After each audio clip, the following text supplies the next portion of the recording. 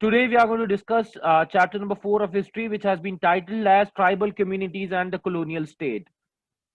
अब इस टॉपिक में दो बातें हमें नजर आ रही हैं। पहला है ट्राइबल कम्युनिटीज और दूसरा कॉलोनियल स्टेट।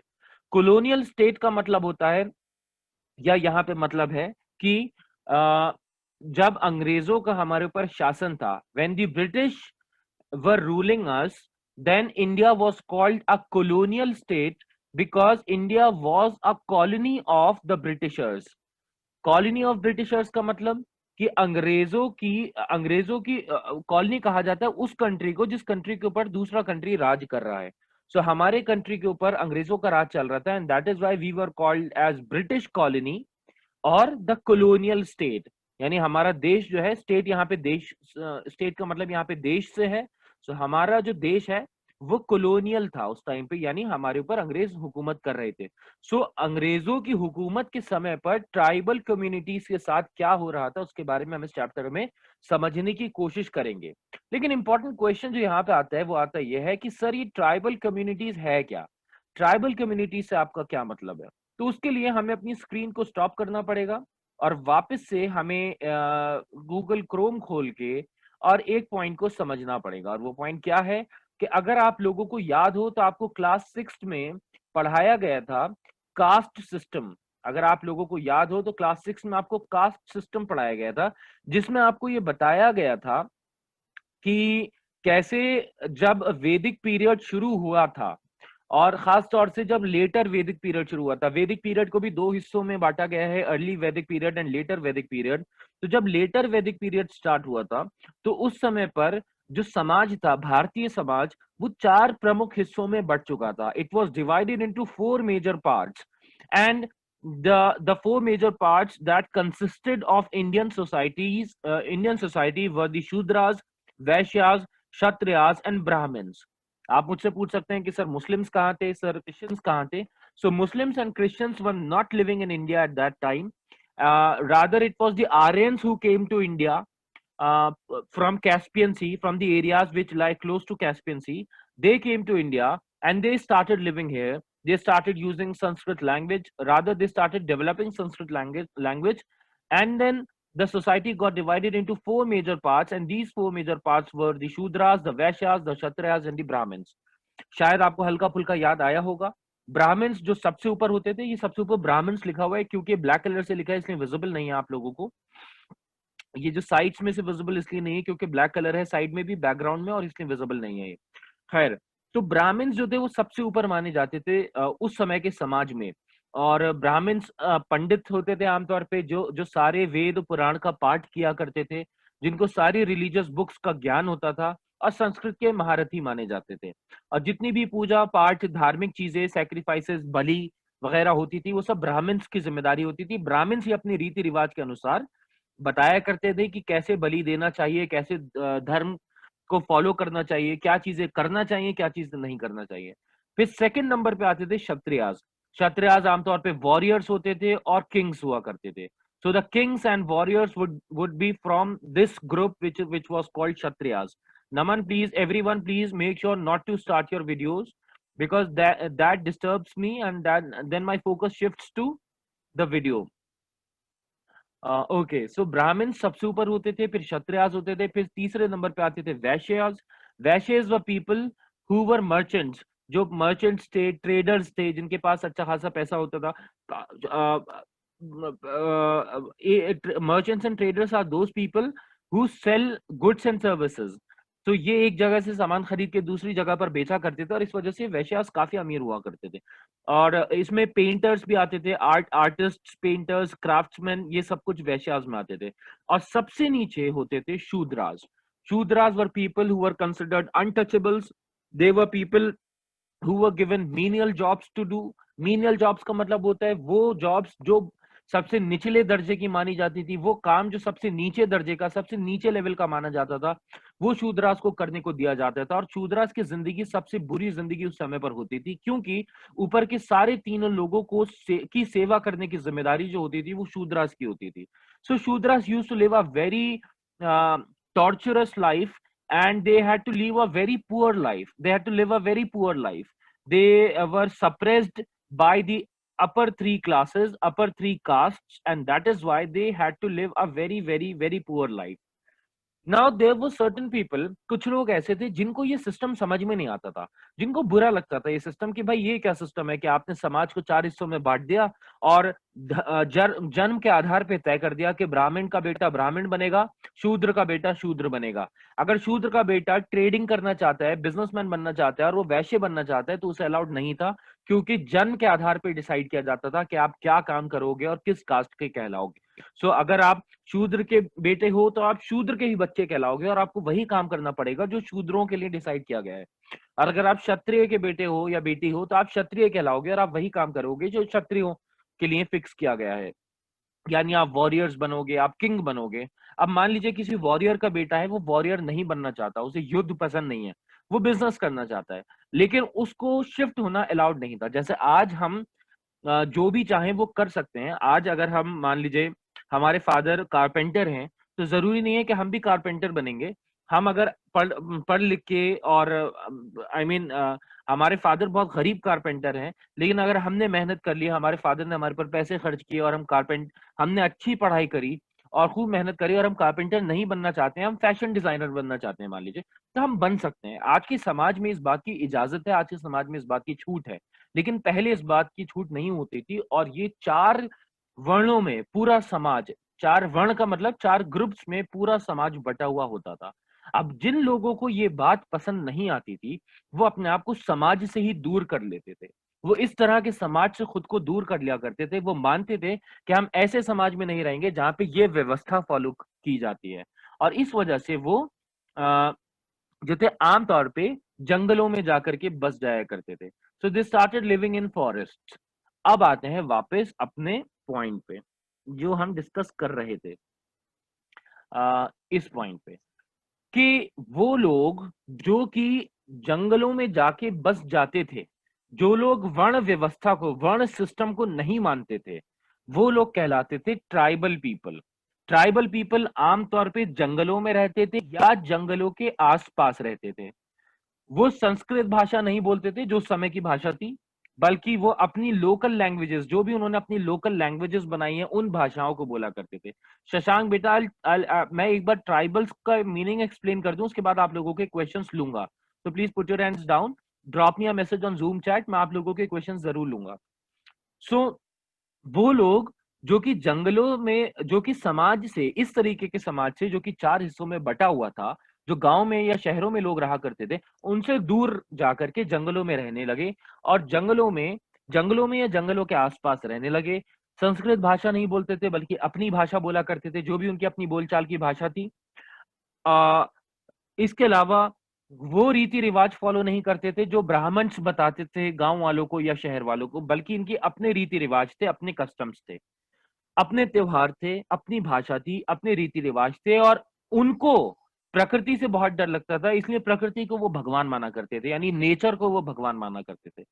इस तरीके से उनके भगवान भी अलग होते थे, उनकी आस्था अलग होती थी, उनकी भाषा अलग होती थी, उनके कपड़े अलग हुआ करते थे, उनका रीति रिवाज सब कुछ बहुत अलग होता था। और इसीलिए अगर आप किसी भी ट्राइबल का फोटो देखोगे तो आप इजीली आइडेंटिफाई कर पाओगे कि ये ट्राइबल जो है, ये हम जो आमतौर पे लोग रहते हैं, हम जो शहरों में या गांव में जिंदगी बिताने वाले लोग हैं, उनकी जिंदगी से काफी अलग नजर आते हैं। अगर मैं आपको एक फोटो दिखाऊं तो वो फोटो ये है।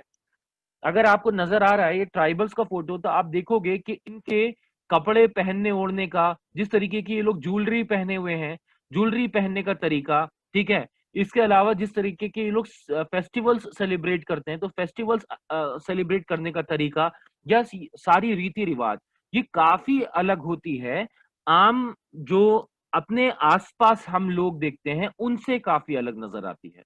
तो अब आप लोगों के क्वेश्चंस देख लेते हैं और फिर आगे बढ़ेंगे।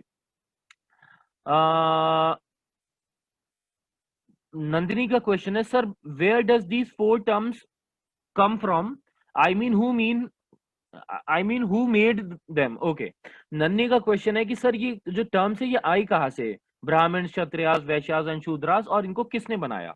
नंदिनी वैसे तो आपको ये क्लास 6 में बता दिया गया होगा कि जब चैप्टर नंबर 5 में आपको बताया गया होगा कि जब कैस्पियन सी है एक जगह, कैस्पियन सी के पास से रहने वाले जो लोग थे, उनके पास अपने जानवरों को चराने के लिए घास वाली जो जगह थी वो खत्म हो गई थी, और वो दूसरी जगह की तलाश में निकल चुके, वहां से माइग्रेट करना शुरू कर दिया उन्होंने। Aditya, please do not start your video, stop your video. It happens in every class, Aditya, that your video gets started, so please make sure that you study very properly and your video doesn't get started in the mid of any class. All right, so Nandini, I was telling you कि ये जो लोग थे जो कि Caspian सी के आसपास रहा करते थे, इन्होंने फिर अपने खाने की तलाश में और ऐसी जमीन की तलाश में जिसमें घास हो और वो अपने जानवरों को चरा सकें, वो दूसरी जगहों की तलाश में निकल पड़े, दुनिया के अलग अलग हिस्सों में जाने लगे। तो उसमें से कुछ लोग थे जो कि इंडिया की तरफ आए, और उस समय पर इंडस वैली सिविलाइजेशन, जिसे हम हड़प्पन सिविलाइजेशन कहते हैं, वो खत्म हो चुकी थी। और तब ये आर्यंस जो थे ये इंडिया की तरफ आए और इंडिया में आकर के सेटल हो गए। इंडिया का क्लाइमेटिक कंडीशन इन्हें बहुत अच्छी लगी, यहीं पे इन्होंने एग्रीकल्चर करना भी सीख लिया, तो वो यहीं पे सेटल हो गए और अपनी लैंग्वेज को इन्होंने डेवलप करना शुरू कर दिया। और यही आर्यंस बाद में ब्राह्मण्स कहलाने लगे ज्यादातर, और या क्षत्रियास कहलाने लगे, और इन्होंने ही क्वाइन किए थे ये टर्म्स जिसको हम कहते हैं ब्राह्मण्स, वैश्यास, शूद्रास एंड क्षत्रियास। और ये संस्कृत वर्ड्स हैं, और संस्कृत लैंग्वेज के ऊपर जो कमांड थी वो आर्यंस की बहुत ज्यादा थी। आर्यंस ने बहुत सारा कंट्रीब्यूशन किया हमारे इंडिया के लिटरेचर में। और आज जो हम इंडिया का लिटरेचर की बात करते हैं, आज जो हम दुनिया की सबसे पुरानी किताबों के बारे में बात करते हैं, तो दुनिया की सबसे पुरानी किताबें इंडिया में ही लिखी गई थी, और इंडिया में लिखने वाले जो लोग थे वो थे आर्यंस, जो संस्कृत भाषा के ऊपर बहुत ज्यादा जिनकी कमांड थी। ऋग्वेद जो दुनिया का सबसे पुरानी बुक्स में से एक कहलाता है, वो इंडिया में लिखा गया, आर्यंस के द्वारा लिखा गया, संस्कृत में लिखा गया। तो वही संस्कृत स्पीकिंग पीपल ने ये 4 टर्म्स दिए थे, ब्राह्मण्स, वैश्यास, शूद्रास एंड क्षत्रियास। श्रेया गुप्ता का कहना है, those who were against the varna system, why didn't they try to change it. जो वर्ण सिस्टम के अगेंस्ट थे श्रेया, उन्होंने ट्राई करने की डेफिनेटली कोशिश करी होगी, लेकिन नहीं अगर कर पाए चेंज, तो उन्होंने फिर अलग हो जाना ही बेहतर समझा, and that is why they left this society. They did not join this society, rather this thing did not appeal to them, and therefore they started living away from such people. Shashank ka question is, sir, why tribal people did not ignore the rituals and rules made by Brahmins instead of living in forests? क्योंकि कहीं ना कहीं जब kingdoms शुरू हो चुके थे, अगर मैं आपको बताऊं, जब किंगडम्स शुरू हो चुके थे, जब क्षत्रियाज ही क्षत्रियों में से ही कोई ना कोई वॉरियर होता था, और फिर वो वॉरियर किंग बन जाता था, तो वो किंग अपने रूल्स इम्पोज करता था अपने किंगडम में रहने वाले सारे लोगों के ऊपर। खासतौर से वो लोग जो गांव और शहरों में रहते थे, वो क्योंकि किंग के डायरेक्ट कंट्रोल में आते थे, इसलिए वहां रह करके इग्नोर कर पाना बहुत मुश्किल काम था। लेकिन अगर आप जंगलों में रहेंगे तो आपको अप्रोच करना बहुत मुश्किल हो जाएगा किसी भी किंग के लिए या किसी के लिए भी लिए। इसीलिए वो जंगलों में रहना ज्यादा पसंद करते थे, या जंगलों के आसपास रहना ज्यादा पसंद करते थे, क्योंकि यहाँ पे जो नॉर्मल लाइफ रहने वाले लोग थे वो आना पसंद नहीं करते थे, और इसीलिए इनको फुल फ्रीडम मिल जाती थी कि आराम से जंगल में नेचर के करीब, नेचर के समीप अपने बेहतर तरीके से अपने रिचुअल्स को फॉलो करते हुए रहें। ध्रुव, फोटो इज नॉट कमिंग। चलिए, अब तो वो फोटो ही जा चुका है, तो कोई बात नहीं है। यश का क्वेश्चन है, सर, अगर शूद्र कास्ट के पीपल अपना रिलीजन चेंज कर लें तो उनके साथ जो इनइक्वालिटी और बैड बिहेवियर होता है वो बंद हो जाएगा? यश, इसके बारे में भी आपको मुझे मुझे हैरानी इस वजह से हो रही है कि आप लोग वो सवाल कर रहे हैं जो आप लोगों को क्लास 6 में पढ़ा दिए गए होंगे, और क्लास 6 में ये बात आपको बताई गई होगी कि बहुत से लोग जो कि ट्राइबल जो कम्युनिटी थी उसको भी ज्वाइन नहीं करना चाहते थे, तो उन्होंने अपना धर्म परिवर्तन कर लिया था। और उस समय पर, यानी वैदिक काल के बाद, 2 नए धर्म भारत की जमीन पर उभरे, और वो 2 नए धर्म थे बुद्धिज्म एंड जैनिज्म। तो ज्यादातर लोगों को बुद्धिज्म और जैनिज्म बहुत पसंद आया। उन लोगों को जो कि जिनको शूद्र कहा जाता था, जिनके साथ बुरा व्यवहार किया जाता था, उनको ये रिलीजन्स इसलिए पसंद आए क्योंकि गौतम बुद्ध और महावीर जैन, ये दोनों समानता की बात करते थे, इक्वालिटी की बात करते थे, कि सब क्योंकि भगवान के द्वारा बनाए हुए हैं, और इसीलिए सबका अधिकार है कि सबको बराबरी का सम्मान दिया जाए। और इस वजह से बुद्धिज्म और जैनिज्म में कन्वर्ट होना शुरू कर दिया बहुत सारे शूद्राज ने। और इस तरीके से हम देखते हैं कि बहुत सारे लोगों के साथ जुल्म भी हुआ अगर उन्होंने अपना रिलीजन चेंज कर लिया। लेकिन क्योंकि गौतम बुद्ध का एक समय पर आते आते काफी ज्यादा विस्तार हो चुका था, एक्सपेंशन हो चुका था, बहुत सारे लोग उनको मानते थे, और इस वजह से जो लोग बुद्धिज्म में कन्वर्ट होने लगे, अंत में एंड में जाकर के उनको भी सम्मान मिलना शुरू हो गया। और आज हम देखते हैं कि बुद्धिज्म एक बहुत बड़ा धर्म है, बहुत बड़ा रिलीजन है। खास तौर से चाइना में तो बहुत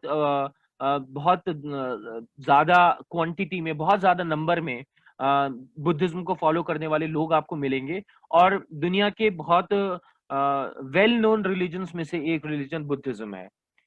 साहिल किशोर का क्वेश्चन है, sir if any Kshatriya want to be Kshatriya and any Kshatriya help him, so people punish Shudra और okay, so if any shudra want to be kshatriya then and any kshatriya help him, so people punish shudra or not। साहिल किशोर का सवाल है कि sir अगर कोई शूद्र है और वो क्षत्रिय बनना चाहता है यानी वॉरियर बनना चाहता है, तो और उसको कोई दूसरा क्षत्रिय उसकी मदद करता है, तो क्या बाकी लोग उसको पनिशमेंट देंगे या नहीं देंगे? साहिल, अगर मैं शूद्रास के साथ क्या क्या हुआ करता था उस समय पर, उसके बारे में अगर आपको बताऊं तो आपको खुद जान के बहुत ज्यादा हैरानी होगी कि बहुत बुरा व्यवहार किया जाता था। और कन्वर्ट होना तो बहुत बहुत दूर की बात है कि वर्ण अपना कन्वर्ट कर लें यानी शूद्रा से क्षत्रिय बन जाए। शूद्र होने के बावजूद भी, अगर शूद्र रहते हुए भी अगर कोई इंसान छोटी मोटी गलती भी कर देता था तो उस शूद्र के साथ बहुत बुरा व्यवहार किया जाता था। उसको जानवरों के समान माना जाता था कि ये जानवरों के समान है, और जैसे जानवर के मर जाने से कोई नुकसान नहीं होता, ऐसे ये माना जाता था कि शूद्र के भी मर जाने से कोई नुकसान नहीं होता। हालांकि हालांकि मैं साथ ही साथ में ये बात भी बताना चाहता हूँ कि मेरा मकसद यहाँ पे इस बात को हाईलाइट कर ये नहीं है कि हम हेट्रेड अपने मन में पालें किसी भी वर्ण या किसी भी कास्ट के अगेंस्ट, बल्कि पास्ट की एट्रोसिटीज को, यानी जो हिस्ट्री में जो भी लोगों के साथ जुल्म हुए हैं उस जुल्म को समझना इसलिए जरूरी होता है ताकि हम आगे जाकर के किसी और के साथ ऐसा जुल्म ना करें। खैर, आप लोगों की मुझे उम्मीद है कि इतने पॉइंट समझ में आ गए होंगे। अब हम आगे बढ़ते हैं और बुक को दोबारा शेयर करते हैं और बुक का पेज खोल के आगे बढ़ने की कोशिश करते हैं। अब मैंने आपको ट्राइबल कम्युनिटीज के बारे में बता दिया कि ट्राइबल्स वो लोग थे जो कि गांव और शहरों से दूर जंगलों के पास बसा करते थे, अपनी भाषा बोला करते थे। और उसमें से हर ट्राइबल ग्रुप की अपनी अपनी कुछ ना कुछ स्पेशलिटी थी। स्पेशलिटी का मतलब क्या है कि कोई ट्राइबल ग्रुप जो है वो जंगलों के पास जंगल का कुछ हिस्सा साफ करके वहां पे गांव बसा के रहा करते थे, लेकिन जंगलों के पास वाले ही गांव में रहा करते थे जो मेन समाज है उससे दूर। कुछ जो थे वो जंगलों को साफ करना पसंद नहीं करते थे, बल्कि एक जगह से दूसरी जगह ट्रैवल करते रहते थे अपने जानवरों के झुंड के साथ, जिनको हम नोमैड ट्राइबल कहते थे या पेस्टरलिस्ट ट्राइबल कहते थे। पेस्टरलिस्ट कहा जाता है उन ट्राइबल पीपल को जो कि पेस्टर्स कहा जाता है हरी घास वाली जमीन, सो पेस्टर्स पे अपने जानवरों को चराहा करते थे। तो कुछ ऐसे थे जो कि जंगलों में ही रहा करते थे, ना तो जंगलों को साफ करते थे, ना ही पेस्चर्स में रहा करते थे, बल्कि जंगलों में रहते थे। और कुछ ऐसे थे जो बहुत गरीब हो चुके थे, तो उन्होंने फिर रहते जंगलों के आसपास छोटे गांव में ही थे, मगर जो बड़े बड़े जमींदार थे उनकी जमीनों पर मजदूरों की तरह काम किया करते थे, कि मजदूरी के तौर पे उन्होंने मजदूर की तरह उन्होंने जमींदार की जमीन पे काम कर लिया, वापस अपने गांव आ गए, और उनका गांव आमतौर पे जैसे मैंने आपको बताया जंगलों के करीब था। तो इस तरीके से डिफरेंसेस हुआ करते थे। ऐसा नहीं है कि सारे ट्राइबल पीपल एक ही तरीके से रहते थे, बल्कि अलग अलग ट्राइबल ग्रुप्स अपने अपने रीति रिवाज जो भी उनके जो है वो उनके ट्राइब का जो भी रीति रिवाज होता था वो उसी रीति रिवाज को फॉलो करते हुए रहा करते थे। अब आ जाते हैं tribal groups before British rule में, कि भाई ब्रिटिश रूल से पहले जब ब्रिटिश रूल स्टार्ट हुआ था तो ट्राइबल ग्रुप्स किस किस तरीके से रहा करते थे, उसके बारे में मैंने आपको जो बिल्कुल अभी बताया वही बात यहाँ पे हम एक बार रिवाइज करेंगे। पहला ये कि बहुत सारे ट्राइबल कम्युनिटीज जो कि उड़ीसा में रहा करते थे, ठीक है, उनका नाम था खोंड्स। सो खोंड ऑफ उड़ीसा, उड़ीसा में रहने वाले खोंड ट्राइब के लोग, they live by hunting and gathering forest produce. ये कैसे रहा करते थे? ये जंगलों में रहते थे, जंगलों में जानवरों को शिकार किया करते थे, और या फिर जंगल के जो पेड़ पौधे हुआ करते थे उनसे फल और सब्जियां बटोर के उसको इकट्ठा करके उसको खाया करते थे। दूसरे, some of them also sold forest produce such as kusum and palash flowers to local weavers and leather workers who required these to color cloth and leather। अब इनमें से कुछ लोग जो कि उड़ीसा में रहने वाले कुछ लोग थे, वो अपनी जिंदगी बिताने के लिए कुछ चीजें भी बेच दिया करते थे, जैसे कि जंगलों से कुसुम के और पलाश के फूल लाया करते थे, और वो लेदर का काम करने वालों को या बुनाई का काम, कपड़े बुनने वालों को, इन लोगों को बेच दिया करते थे, क्योंकि इन फूलों का इस्तेमाल किया जाता था रंग के लिए, यानी कलर करने के लिए। तो कपड़े को या लेदर को कलर करने के लिए इन दो फूलों का इस्तेमाल किया जाता था। तो ये फूल बेचने का या सप्लाई करने का काम जो था वो ये ट्राइबल लोग किया करते थे। आगे आते हैं। साथ ही साथ में वो और क्या बेचा करते थे, वो आ, साल और महुआ पेड़, साल का पेड़ और महुआ का पेड़, इनको इनसे तेल निकाल करके और उस तेल को बेचा करते थे। और उसके बदले में क्या लेते थे, उसके बदले में या तो चावल लेते थे या किसी भी तरीके का अनाज। अनाज में गेहूं आ गया, जौ आ गया, बाजरा आ गया, मक्का आ गया, तो ये सारी चीजें अनाज कहलाती हैं। सो राइस, चावल या अनाज के बदले में वो साल या महुआ का तेल बेचा करते थे। और वो इसलिए लेते थे चावल, क्योंकि चावल जो था वो आमतौर पे उनके अपने जंगलों में नहीं उगता था, और उनको चावल अच्छे लगते थे। तो वो चावल खरीदने के लिए गांव से जंगलों से ले जाते थे साल और महुए का तेल, वो ले जाकर के बेच देते थे गांव में, और गांव वालों से खरीद लेते थे चावल या फिर अनाज, और उस अनाज को आकर के अपने एरियाज में पका के खा लिया करते थे। ऐसे ही आ जाते हैं पंजाब वाले एरिया में। पंजाब वाले एरिया में जो ट्राइबल ग्रुप रहा करते थे उनको या आंध्र प्रदेश में, तो ये लोग जो थे ये पेस्टरलिस्ट थे। मैंने बताया पेस्टरलिस्ट कौन होते हैं। पेस्टरलिस्ट वो लोग होते हैं जो कि एक जगह से दूसरी जगह अपने जानवरों को चराते फिरते हैं, और आमतौर पे जानवरों का जो प्रोडक्ट होता है, जैसे कि जानवरों का दूध, घी या मिल्क प्रोडक्ट्स और जो दूसरे होते हैं, वो बेच देते हैं। सो ये इनमें दो कैटेगरीज थी। कौन कौन से, क्या क्या नाम था उन ट्राइबल ग्रुप्स का? उन ट्राइबल ग्रुप्स में से पहला ग्रुप था वन गुज्जर्स, ठीक है, जो कि पंजाब की जो पहाड़ियां हैं उनके आसपास पाए जाते थे। और दूसरे थे लंबदी। लंबदी आंध्र प्रदेश के आसपास पाए जाया करते थे। तो ये लोग क्या करते थे, ये जंगलों के आसपास रहते थे और अपने जानवरों को चराते थे, इधर से उधर लेके जाते रहते थे। अपने कहीं पे भी गए वहां पे उन्होंने अपना टेम्परेरी टेंट जैसा बनाया, वहां पे रहना शुरू कर दिया, अपने जानवरों को चराया, और जानवरों से जो भी दूध वगैरह निकलता था उस दूध का घी बना के या और मिल्क प्रोडक्ट्स बना के वो आसपास के गांव वालों को बेच दिया करते थे, और उसके बदले कुछ भी खाने पीने का सामान ले लिया करते थे। तो आमतौर पे ये लोग कैश नहीं लेते थे, बल्कि सामान के बदले सामान ही लिया करते थे, जिसको हम बार्टर सिस्टम कहते हैं। खैर, कुछ और थे जिन्होंने इन दोनों व्यवस्थाओं के से हटके काम किया। यानी ये जो दो सिस्टम्स जिसके बारे में हमने पहले पढ़ा कि गांव या तो हटिंग गैदरिंग करते थे, या गांव से कुछ सामान इकट्ठा किया और शहर वालों को बेच दिया, या फिर एक जगह पे कहीं पे रहते ही नहीं थे, बल्कि एक जगह से दूसरी जगह ट्रैवल करते रहते थे और साथ में अपने जानवरों को लेके चलते थे और उनका प्रोडक्ट बेच दिया करते थे लोगों को।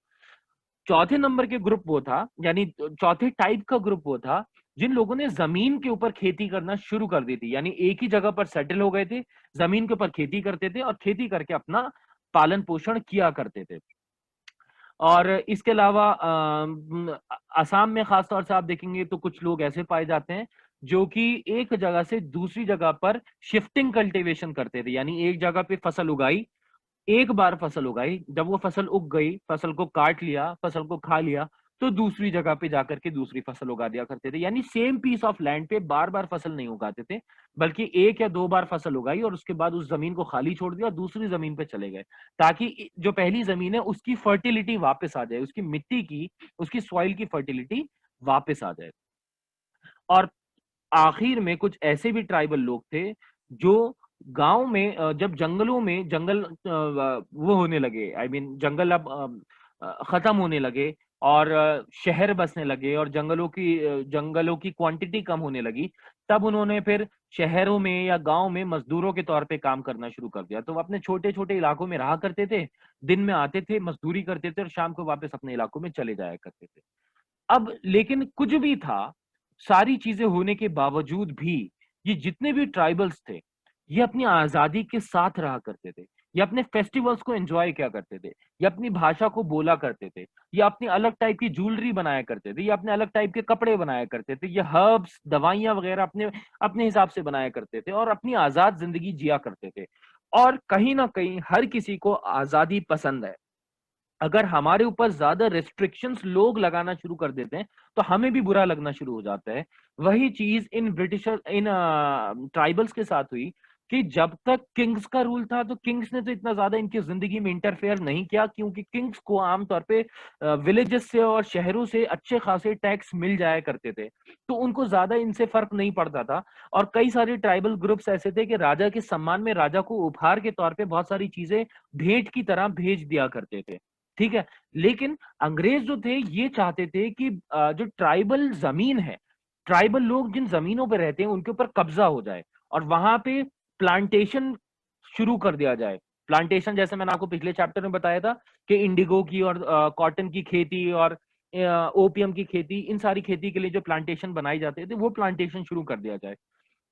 क्योंकि मैंने जैसा आपको बताया कि अंग्रेजों की ग्रीड जो थी वो अपनी चरम पे पहुंच चुकी थी। अंग्रेज इंडिया के हर एक इंच ऑफ लैंड से, यानी जमीन के हर एक इंच से सिर्फ पैसा ही पैसा कमाना चाहते थे। तो उन्होंने ट्राइबल्स के ऊपर कंट्रोल करना शुरू कर दिया, उन्होंने ट्राइबल्स की जिंदगी में इंटरफेयर करना शुरू कर दिया। बहुत सारे प्लांटेशन वाले जो बहुत सारे प्लांटर्स जो थे वो ट्राइबल लोगों की जमीन पे जाकर रहने लगे। जंगलों में पाबंदी लगा दी गई कि जंगलों में आप एंटर नहीं कर सकते। तो इस तरीके से बहुत सारे रूल्स लाए गए जिसकी वजह से ट्राइबल लोग जो थे वो बहुत ज्यादा परेशान हो गए और उनकी आजादी उनसे छीन ली गई। इसी के बारे में आइए बातचीत करते हैं कि अंग्रेजों के आने के बाद ट्राइबल्स की जिंदगी पे क्या क्या असर पड़ा। पहला, ट्राइबल के एरियाज जो बिल्कुल जंगलों वाले और गांव वाले, जंगल के पास वाले गांव वाले एरियाज हुआ करते थे, वहां पे कभी भी किसी का इंटरफेरेंस नहीं हुआ करता था, बड़ी आजादी के साथ वहां पे जिया करते थे जितने भी ट्राइबल लोग थे। लेकिन अब ब्रिटिशर्स ने क्या किया, ब्रिटिशर्स ने बहुत सारे कानून वहां पे लागू कर दिए। ब्रिटिशर्स ने जंगलों के लिए अलग कानून बना दिए। जंगलों के ऊपर कानून बनाने के बाद उन्होंने British forest law, British police regulation, यानी पुलिस ने अपना रेगुलेशन करना शुरू कर दिया, जंगल के कानून बना दिए गए यानी फॉरेस्ट लॉज बना दिए गए। और इस तरीके से ट्राइबल लोगों के ऊपर कई सारे रूल्स लगा दिए गए कि आपको इन रूल्स को फॉलो करना पड़ेगा अगर आप यहाँ पे रहना चाहते हैं तो। पहली चीज। दूसरी चीज, लैंड सेटलमेंट। लैंड सेटलमेंट क्या था कि अंग्रेजों ने शिफ्टिंग कल्टीवेशन को बंद कर दिया और इनसे कहा, जितने भी ट्राइबल लोग थे उनसे कहा शिफ्टिंग कल्टीवेशन आप नहीं करेंगे, आपको एक जमीन का टुकड़ा नाप के दे दिया जाएगा, आपको उसी के ऊपर कल्टीवेशन करना होगा। और अगर आप उसके ऊपर आप उसी के ऊपर कल्टीवेशन करेंगे और आपकी जमीन क्योंकि आपको नाप के दी गई है, आपको मेजर करके दी गई है, इस वजह से उस जमीन पर आपका जितना टैक्स बनेगा वो टैक्स आपको हमें देना ही पड़ेगा। अब ये लैंड सेटलमेंट कर दिया गया, नया जमीन का कानून बना दिया गया, तो जितनी आजादी के साथ घूमा करते थे ट्राइबल्स, उनके साथ वो आजादी छीन ली गई, उनको एक ही जगह पे रोक दिया गया और उनसे कहा आपको यहाँ पे ही खेती करना पड़ेगी और आपको इसलिए खेती करना पड़ेगी क्योंकि आप जब इस जमीन पे खेती करोगे तो आपको हमें टैक्स देना होगा। तीसरा सिस्टम, अभी तक जो भी किया करते थे ये जिनका नाम है ट्राइबल्स, ये ट्राइबल्स जितना भी काम किया करते थे वो बिना पैसे के करते थे, यानी सामान के बदले सामान खरीद लिया, सामान के अगेंस्ट सामान बेच दिया। लेकिन यहाँ पे इनको कैश में टैक्स देना होता था, जिसकी वजह से इनके ऊपर जो बाहर के लोग थे, मनी लेंडर्स थे, उनका कब्जा होने लगा, क्योंकि उनको टैक्स देना होता था अंग्रेजों को कैश में। उनकी अगर फसल नहीं हो पाती थी तो फिर उनको मिडिल मैन यानी बीच वाले जो लोग होते थे अंग्रेजों के बीच में, अंग्रेज और इन ट्राइबल्स के बीच के जो लोग होते थे, या मनी लेंडर्स, जिनको ये लोग डाइकू कहा करते थे। डाइकू क्यों? क्योंकि शहर वाले लोग थे जो कि अब इनके एरियाज में आके रहने लगे थे, और ट्राइबल्स इन लोगों को डाइकू कहते थे क्योंकि डाइकू का मतलब होता था आउटसाइडर्स, ये बाहरी लोग हैं, ये इंडियंस हैं लेकिन ये बाहरी लोग हैं, ये हमारे ट्राइब के लोग नहीं है। तो बाहरी लोग आकर के रहने लगे और बाहरी लोगों से ये लोग लोन लेने लगे, ट्राइबल लोग, और इस वजह से ये कर्जों में दबने लगे। हाई रेट ऑफ इंटरेस्ट इनके ऊपर चार्ज किया जाने लगा और ये कर्जे में उधार में दबने लगे, और इस तरीके से इनके ऊपर बहुत सारा बोझ बढ़ने लगा और बहुत ज्यादा बुरी जिंदगी इनकी होने लगी। इनके ऊपर लॉज, कानून बना दिए गए। अब वो कानून क्या थे, उन कानून के बारे में हम अगली क्लास में बातचीत करेंगे कि कौन कौन से कानून लगाए गए, उनसे उनकी जिंदगी पर क्या असर पड़ा, और साथ ही साथ में उन्होंने फिर गुस्सा कैसे जाहिर किया। 3 रिवोल्ट्स हैं, उन 3 रिवोल्ट्स के बारे में हम अगली क्लास में यानी वेंसडे को पढ़ेंगे कि कौन कौन से 3 रिवोल्ट्स हुए थे जो जो कि ट्राइबल लोगों ने किए थे अंग्रेजों के खिलाफ। उसके बारे में हम अगली क्लास में पढ़ेंगे। और अभी आप लोगों के मैसेजेस देख लेता हूं जल्दी से। Sir, if any person is Brahmin and wants Kshatriya then they become Kshatriya or not? No, they can not become Kshatriya. वर्ण में एक जगह से दूसरी जगह पे मूवमेंट अलाउड नहीं था। बाकी यहाँ किंग बन सकते थे, ब्राह्मण किंग हो सकता था, लेकिन ब्राह्मण क्षत्रिय नहीं कह सकते थे अपने आप को। So thank you very much, have a very good time, will be meeting on Wednesday. इस